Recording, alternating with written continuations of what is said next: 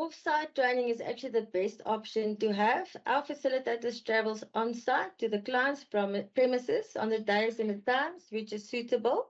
We have our learners as blue-collar workers, which is normally your shift workers, and we actually adapt and are flexible to those class days and times. Our facilitators are able to travel inbound and to rural areas anywhere in South Africa as we've got a national footprint. Online training, we also have that option, which is obviously in the minimum. That normally happens off-site on a digital or technical device. That is normally when a client hasn't got access or due to safety or security reasons. That's obviously in the minimum.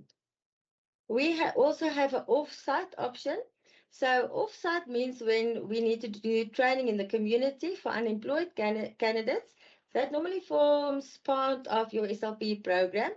We actually go into that specific community, we actually recruit, we train, and we assess those candidates whilst also empowering the local community, the schools or the churches, whereby we actually then rent a local venue to conduct the training in.